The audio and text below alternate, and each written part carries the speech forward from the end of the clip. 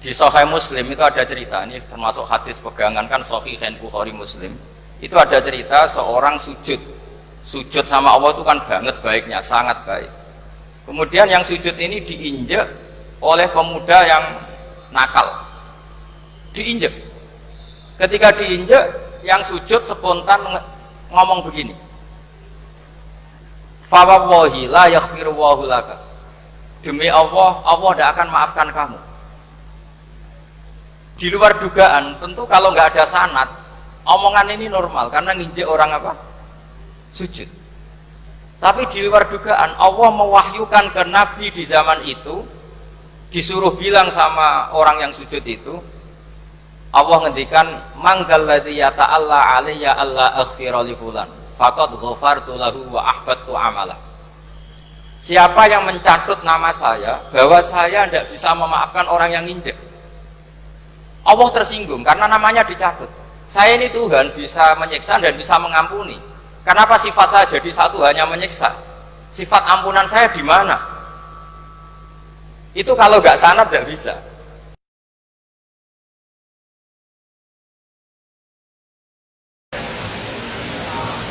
Warahmatullahi wabarakatuh. Bismillahirrahmanirrahim. Tabarakalladzi nazzala al-furqana ala 'abdihi liyakuna lil 'alamin nadhira. Allahumma shalli wa sallim ala sayyidina maulana Muhammadin wa ala alihi wa sahbihi ajmain. Amma ba'du.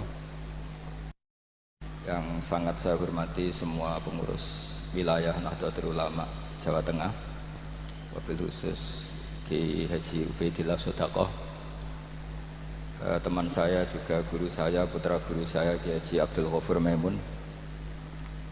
Saya mau cerita sedikit tentang sanad. Jadi buyut saya kandung itu namanya itu Hafsah. Jadi buyut saya kandung itu namanya Hafsah. Itu lahir di Damaran. Damaran itu belakang imaman Masjid Kudus. Hanya sekitar 30 meter dari imaman Masjid Kudus. Itu punya bapak namanya Maksum, punya bapak namanya Soleh. Soleh itu bin Kiai Haji Asnawi Sepuh. Nah, yang Mbah Soleh saya itu, saya generasi ke-7 dari Mbah Soleh itu. Jadi pas ke-7. Kalau ke-8 itu sudah kata orang-orang kaya gitu. Kenapa kamu miskin? Generasi ke-8 katanya. Jadi Mbah Soleh Darat itu orang Jepara, orang Mayong. Itu dulu ngajinya diantaranya di buyut saya, di Mbah Soleh bin Raden Asnawi Sepuh. Raden Asnawi Sepuh itu cucu dari Mbah Mutamakin. Itu kesanatan saya. Jadi saya punya naskah banyak. Tadi Gus Nurul tak kasih tahu. Ini diantara contoh naskah Mbah Soleh Darat. Saya punya banyak, mulai Hikam sampai Jawahirut Tauhid, terus beberapa tulisan-tulisan beliau itu masih di lemari buyut saya di Pondok Damaran. Terus buyut-buyut saya itu juga yang diantaranya ada yang nikah di keluarga Gedungan, dan itu sebagian melahirkan Pak Said Akil. Jadi buyut-buyut Pak Said itu adiknya buyut saya. Tapi kalau saya dengan beliau itu sepuh beliau. Jadi kalau saya manggil Pak Said itu kira-kira kalau nggak paman ya mbah. Kenapa saya cerita ini? Karena di antara ikatan sanad itu dzurriyatam ba'duha min ba'd. Ada keterikatan cara berpikir berdasar sanad. Tadi seperti yang dikatakan moderator, laulal isnadu laqala man sa'a ma sa'a. Andai kan tidak ada sanad, maka orang akan berpikir agama sesuai maunya. Dan itu bahaya sekali, karena agama ini riwayat seperti tadi yang dikatakan, inna hadzal ilma dinun fanzuru amman ta'khuduna dinakum. Saya punya sekian contoh cara berpikir sanad dan cara berpikir rasional. Di akhir Ihya itu ada cerita tentang rojak, dan ini pasti di luar dugaan sampai, karena sanad itu cara berpikir itu ya ikut saja. Yaitu ada 2 orang ahli neraka dipanggil Allah dalam keadaan di borgol, ditanya sama Allah, enak di neraka? Jawabannya pemuda itu ya, wah Gusti ya, di neraka kok enak? Ya jelas gak enak. Ya sudah, kamu kembali lagi ke neraka. Dugaan kita kan pasti anak ini nggak mau. Ternyata enggak, dia lari sekenceng-kencengnya menuju neraka. Semangatnya Masya Allah. Makanya ini sekaligus ijazah, kalau disuruh masuk neraka yang apa? Semangat. Oh itu Tuhan akhirnya tanya, loh kamu tak suruh ke neraka kok semangat? Gusti saya ini sudah kapok, ketika di dunia kalau jenengan nyuruh sholat saya lelet, jenengan menyuruh kebaikan saya lelet. Sebagai bentuk kapok saya, dengan menyuruh saya ke neraka saya semangat, supaya saya nurut. Barokahnya semangat menuju neraka, ya sudah di surga saja. Ya, makanya ini nanti kalau kamu disuruh masuk neraka, yang apa? Semangat. Karena kita di dunia, itu ada di akhir ikhya. Artinya, itu kan di luar dugaan kita. Cara berpikir seperti itu di luar dugaan kita. Akhirnya dia jadi ahli jannah. Cerita kedua ya masih di bab yang sama. Yang satu disuruh, enak di neraka, ya enggak Gusti. Sudah kembali lagi ke neraka. Si orang ini tolak itu. Tolak. Terus ditanya sama Allah, kenapa tolak? Ya Allah, ketika engkau memanggil kami ke surga, saya tidak pernah ngira kalau akan engkau kembalikan lagi ke neraka. Ya sudah, kamu di surga saya karena husnudzon sama saya. Ini berarti ada dua sanad.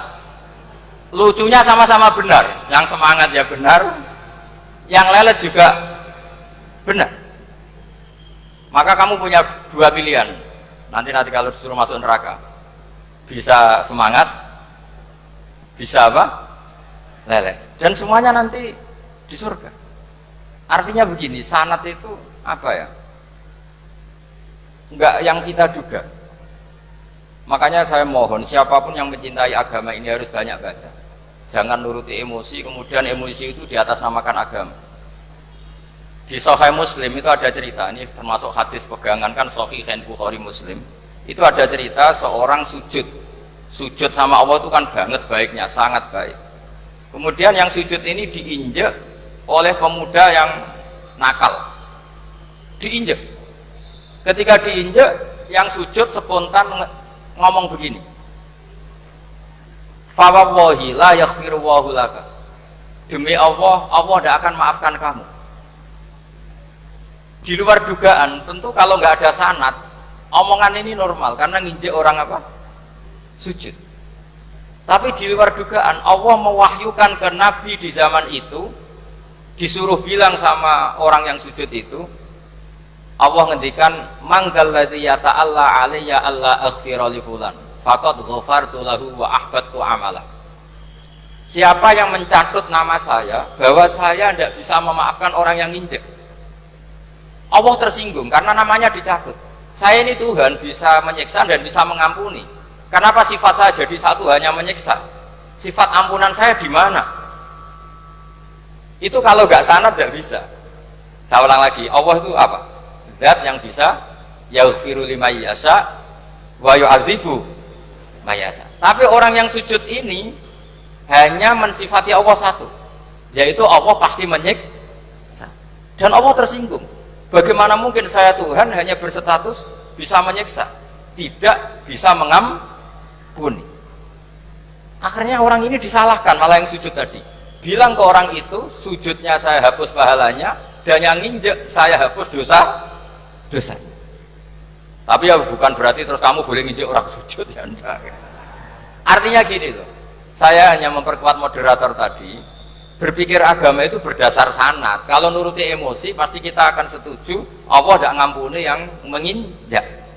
Tapi berdasar sanad, berapa orang yang dulu melukai Nabi, bahkan punya niat membunuh Nabi, akhirnya ditobati oleh Allah Subhanahu wa Ta'ala. Siapa yang nggak tahu cerita Suraqah, orang yang niatnya membunuh Nabi, ditobati Allah. Siapa yang nggak tahu cerita Khalid bin Walid, orang yang punya konsep untuk mengalahkan Nabi di perang Uhud, juga akhirnya masuk Islam dan diampuni Allah. Banyak lagi tokoh kafir yang dulu musuhi Nabi akhirnya ditobati oleh Allah.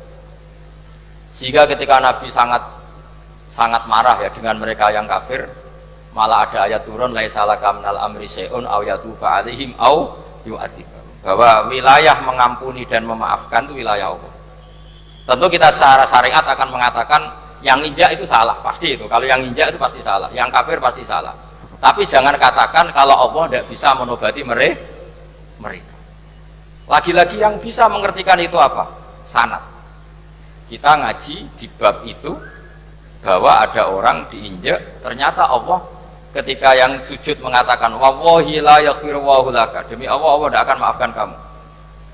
Loh, mensifati Allah dengan satu sifat la yaghfiru itu Allah tersinggung karena Allah bisa yaghfir. Makanya ini penting sekali saya utarakan supaya kita ini bicara itu sesuai sanad. Karena andai kan tidak sanad, agama ini di logika, kemudian logika orang itu berbeda-beda. Maka kayak apa kacaunya agama ini? Terus yang ketiga, saya beri sekian contoh. Ini saya bawa kitab hikam yang diterjemah oleh Mbah Soleh Darat. Saya dulu pernah ngaji hikam sama banyak Gus Zofur. Cara berpikir Abul Hasan Asyadzili misalnya. Umumnya orang itu kan kalau amal itu ingin diterima ya. Kalau sujud ingin diterima Allah, kalau sholat ingin diterima Allah. Dan kalau sangat ingin itu biasanya terus berlebihan. Saking berlebihannya terus nangis minta amalnya diterima gitu. Tapi efek negatifnya gini, jangan-jangan gak diterima, lalu kalau gak diterima gunanya apa? Ini buruk sekali kalau mulai tanya sujud saya jangan-jangan gak diterima, kalau gak diterima gunanya apa? Itu menurut Abul Hasan Asyadzili itu pertanyaan dari setan. Bagaimana mungkin kita pernah menyesal atau menyesali sujud yang pernah kita lakukan untuk Allah Subhanahu. Wong dadi kawulane Allah, wis dikai bumi, dikai oksigen, dikai rezeki, tahu sujud, bareng dikasih tahu Jibril, sujud kamu gak diterima. Wah, getun aku sujud be Allah. Masa sujud sama Allah getun. Maka kata Abdul Hasan Asyadzili begini. Kafa bika jazaan an radiyaka laka ahlan. Cukup sebagai balasan dari Allah yang luar biasa, kamu ditakdir sujud. Woi, keren. Coba kalau kamu nanti ketemu Allah, ada orang yang sama sekali di bumi gak pernah sujud. Lalu kamu ketemu Allah sujud berkali-kali, kemudian dapat kabar kalau sujud kamu gak diterima. Pantas mana kira-kira? Pantas yang pernah sujud apa pantas yang gak pernah sujud? Pantas yang pernah sujud. Jika pikirannya Abul Hasan Asyadzili, sudahlah kamu bahagia saja karena kamu ditakdir pernah sujud. Itu satu anugerah Allah yang luar biasa. Kamu nggak perlu terganggu, diterima apa nggak diterima. Karena kalau kamu terganggu itu nanti lama-lama mengatakan apa gunanya sujud kalau tidak diterima. Dan itu setan menang kalau sudah ada pertanyaan apa gunanya sujud. Nah, makanya disebut min syarril waswasil khannas. Kata Abul Hasan Asyadzili, waswas di sini adalah setan ngeridu kamu supaya kamu ngeset semua ibadah kamu, jangan-jangan kamu nggak diterima. Kemudian kamu menyesali semua ibadah yang pernah kamu lakukan. Betapa buruknya kita, wong ngamal apik kok disesali. Makanya saya ini sebagai kiai itu termasuk kiai yang paling sukses ya. Betul. Karena perasaan saya itu sudah sukses dulu sebelum nyata sukses apa enggak ada penting. Saya sering motivasi santri yang ngapalkan Quran 10 tahun enggak hafal-hafal. Nanti kalau ketemu Allah tetap keren. Pernah ngapalkan kitab saya? Pernah Gusti. Hafal tidak. Tapi kan keren pernah menghafalkan. Daripada sampai ditanya, pernah ngapalkan Quran? Tidak. Kok hafal lagu dangdut? Nah, itu posing sama jawabnya. Tapi kalau santri saya, pernah ngapalkan? Pernah Gusti. Di mana di Gus? Hafal enggak? Beda saja enggak. Tapi saya mencintai kitab engkau dan bukti cinta saya tak hafalkan. Cuma nasib tidak memihak saya Gusti, kan masih lumayan itu. Daripada ditanya, pernah ngapalkan Quran? Tidak Gusti. Jebule hafal lagu dangdut, yang ibu-ibu hafal harga cabai, naik turunnya harga berambang. Ini harga sembako hafal, tapi kalau Quran tidak hafal. Nah, pikiran-pikiran kayak Abul Hasan Asyadzili itu harus kita kembangkan. Makanya saya suka sekali ketika Mbah Mun yang sekarang diteruskan Gus Wafi meresmikan Thariqah Syadziliyah. Ya cerminannya kitab hikam itu yang diterjemah Mbah Soleh Darat. Karena hikam adalah murid Abdul Abbas Al-Mursi. Beliau adalah murid Abul Hasan Asyadzili. Jadi gampangannya kalau sampai ingin tahu cara berpikir Abul Hasan Asyadzili itu ngaji hikam. Karena hikam itu cucu muridnya Abul Hasan Asyadzili. Dan itu cara berpikir gampang sekali. Misalnya hubungan dengan Allah. Ilahi kullama akhrosani lu'mi antokoni karomuka. Ya Allah, ketika saya terbungkam oleh kesalahan-kesalahan saya, sampai saya ini merasa tidak pantas minta, tidak pantas memohon sama engkau karena dosa saya banyak. Tapi kata beliau, antokoni karomuka. Tapi saya berani melafadzkan doa itu berdasar rahmat kamu tidak terbatas.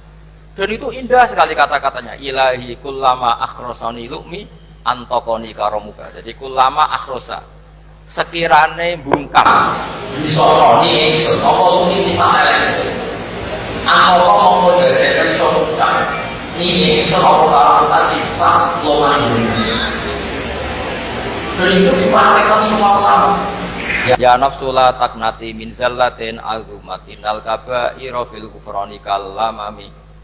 Jadi yang seperti yang dikatakan tadi Gus Ubaidillah tadi, ya sudah, kadang ada baron saya, ada Busiri, saya tidak tahu karena bacanya innal kaba'ira fil kufrani kallamami la'alla rahmata rabbihina yaqsimuha ta'ti ala hasabil isyani fil kisami.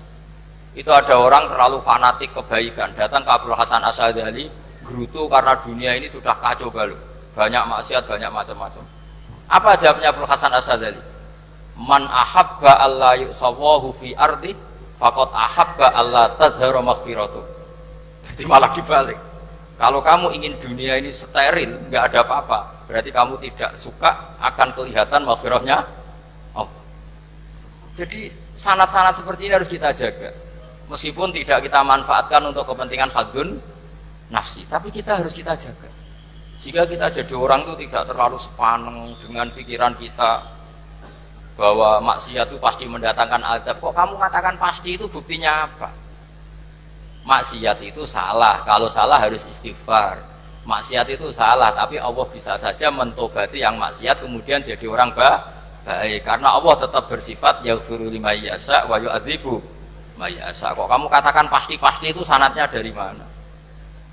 Jadi ini pentingnya sanad ya. Jadi kita harus terus menjaga sanad ini supaya cara berpikir agama sesuai garis yang pernah ditulis oleh para ulama, yang semua itu musalsal ila Rasulillah sallallahu alaihi wasallam.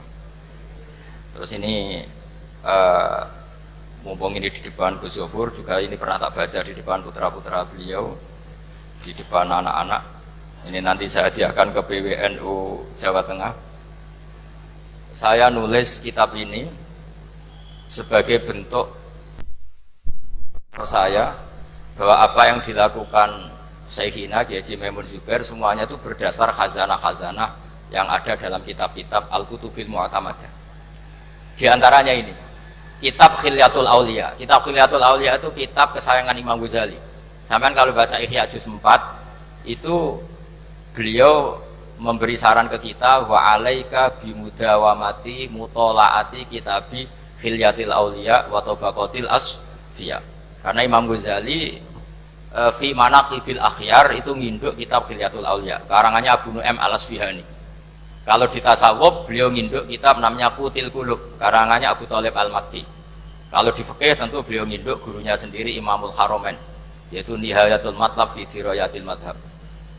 Ini saya beri contoh kenapa Mbah Mun, Kiai Ubaidillah, semua tokoh-tokoh NU cara perilaku itu santai, rileks tapi terarah. Ini saya beri contoh. Ini riwayat dari Sufyan bin Uyainah, termasuk gurunya Imam Syafi'i. Ini halaman